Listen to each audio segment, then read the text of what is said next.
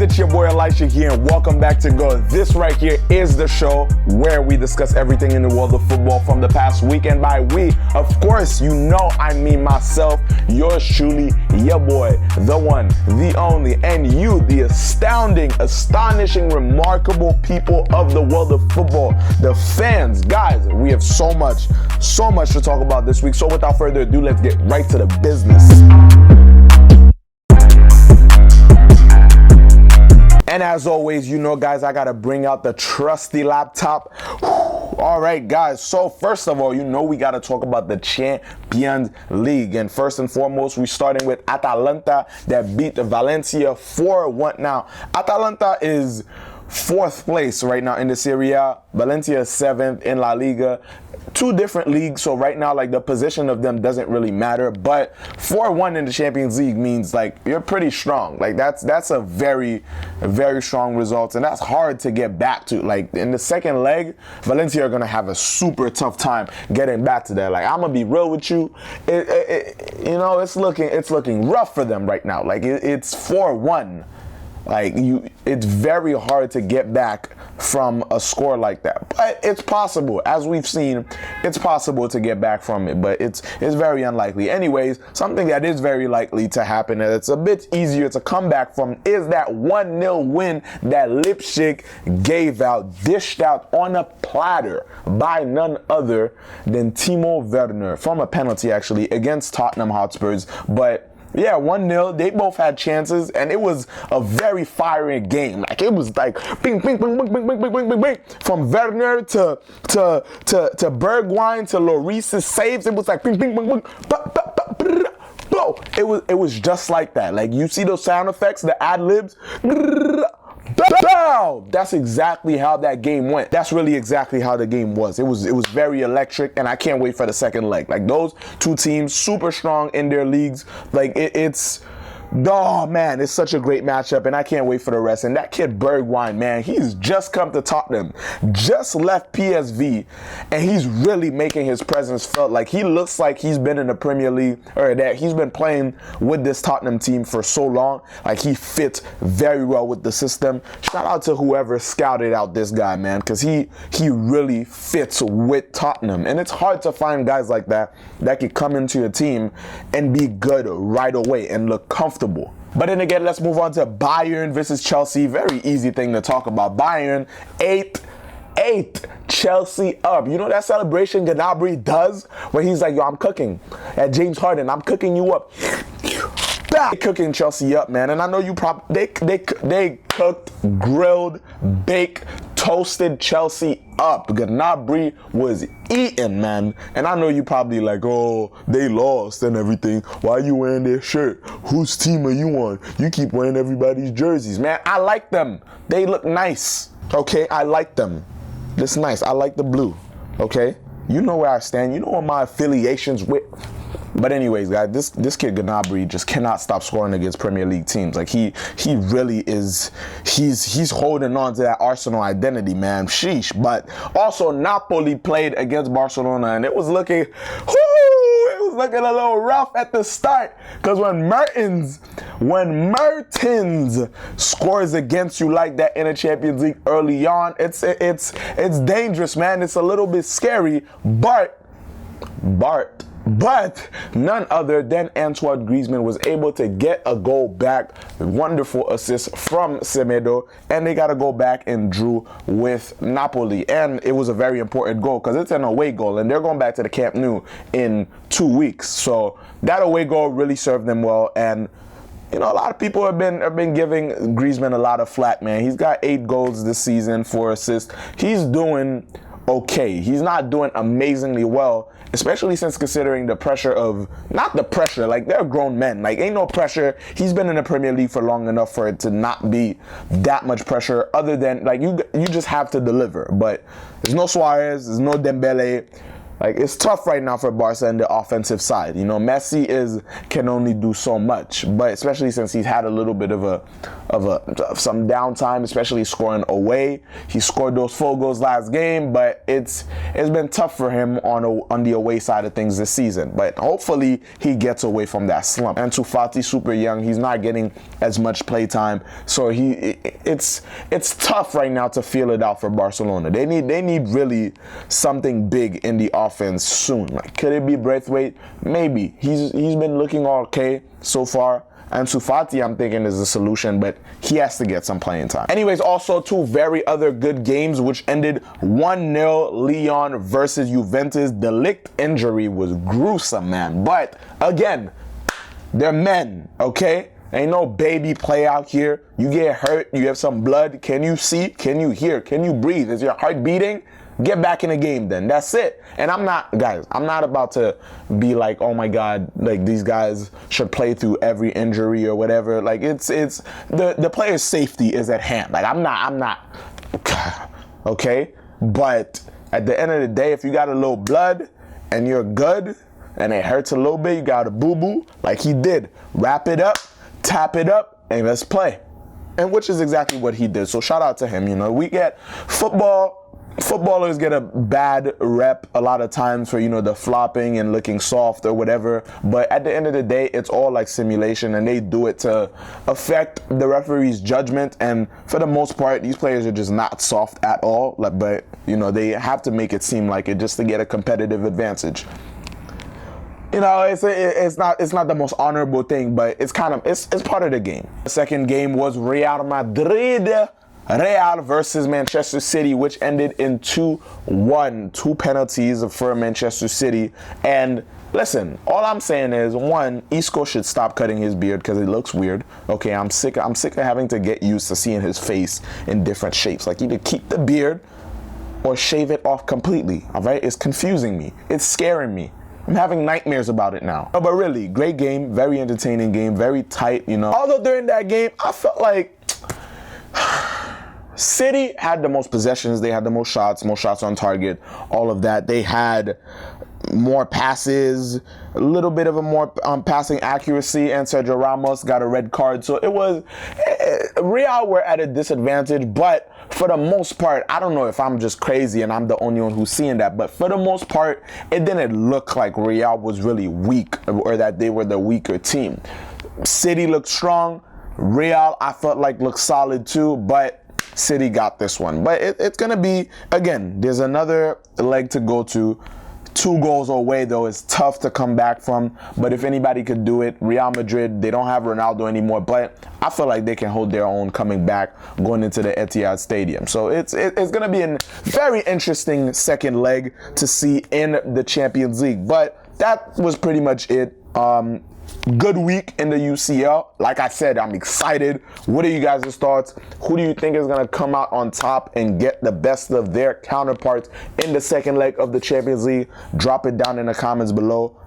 I feel like City right now has more to lose. I think they're going to bag that. I think that Lyon is going to pull off a big upset against Juve, hold on to that lead, possibly a 0-0, and go away to the next round. I think that Barca has what it takes. They have a lot of challenges, but they have the focus in the players. A lot of them have been there before. I think Ansu Fati could do some damage, pull off that. I think Bayern is clipped for Chelsea. Bayern's going away with that. And I believe Leipzig is going to go away too with Tottenham, as well as Atalanta versus Valencia. But quickly, going away from the Champions League, let's move on to the Europa League. And one game in particular that I want to talk about is that Arsenal versus Olympiacos. Olympiacos won that on away goals, and also they won the game 2-1.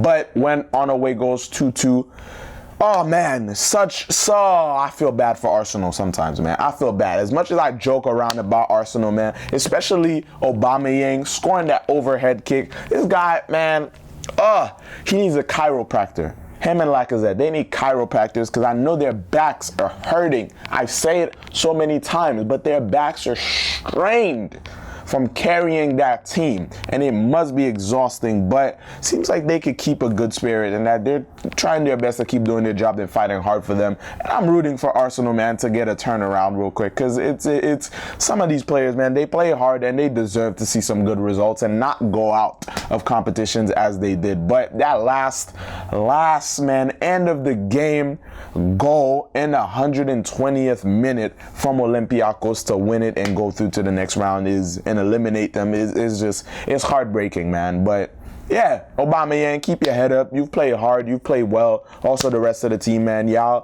put up a good fight. And yeah, just do your best in the Premier League and come back stronger next season, because there is always a next season. Keep y'all head up, man. You boys got this. Also, Getafe eliminating Ajax from the Europa League, man. That was a big surprise. So yeah, I'm just happy to see a La Liga team doing well, man. And right now they're 4th place in La Liga behind Sevilla, but it's very close, so they still have a chance of still qualifying for the Champions League next year if they don't win the Europa. So yeah, man, it should be a good run for them this year in the Europa. I'm rooting for them for sure. But a big thing that everyone has been waiting for. I haven't been waiting for it. I haven't been expecting it. Okay, I was trying to see how far it was gonna go, or if it was gonna go all the way. But you might know what I'm talking about. Liverpool Football Club has lost their first game of the Premier League season. They went 27 games this season, unbeaten, no L's. Liverpool starts with an L, but it was the only L they had this season. That was it. But now they lost, and 3-0 to Watford. 3-0. Ismail Assar, 1-2. He almost got a hat trick multiple times. And Troy Deeney capped it off and really solidified it and daggered it, man, right in there. Solid 3-0. And man, 44 games in total, unbeaten run from Liverpool Football Club, man, and 27, as I said, in the Premier League this season. And it's been a good run. I know that United fans are happy, City fans are happy, Arsenal fans, man, they're still the only team in the Premier League to go on a full season unbeaten and win the Premier League trophy too. So they're happy about that. But hey, man, y'all had a good run. You're most likely, it's almost inevitable now that you're going to win the Premier League. I know it hurts their ego. I know you boys are hurt. I know you're hurt. I know you wanted to be undefeated. But now you lost. It's okay, though. It's okay. 1 L is not going to ruin the rest of your season. But I know y'all wanted it, man. Oh, this was historic. The way, man, somehow Troy Deeney and Watford are always part of some big football moments. Always, man. This guy is he lives for the history-defining moments in the Premier League or in football overall. So, yeah, man, I love this guy. Troy Deeney. Shout out to Troy Deeney, man. We gonna work together someday. We will. And also, speaking of English teams, congratulations to Manchester City for defeating Aston Villa 2-1 in the Carabao Cup, Football League Cup in England, and getting their first trophy of the season. So, shout out to them, man. They did good. But now we have to talk about one of the biggest games in football.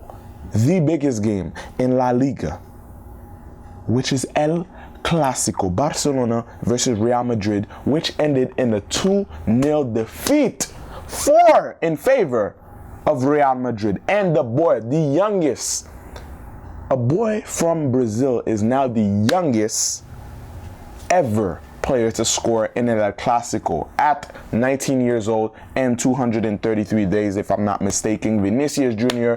was the first scorer of the game. Seems like he was going to be the only one until Mariano came in. That Dominican boy, Brazilian kid and the Dominican kid, man, being the 2 scorers in El Clasico, that's historic. That is historic, and I love to see it. They're both very young, both up and coming, man. And yeah, shout out to the youth, man. Shout out to all these boys putting in work and making history. That is historic, although I hate to have say it, as again, doesn't seem like I'm a Barca supporter. I'm very hurt, okay? But being impartial here, it was a great game, and Both teams had their chances. Messi had some chances. Both. Ter Stegen is just a beast as always.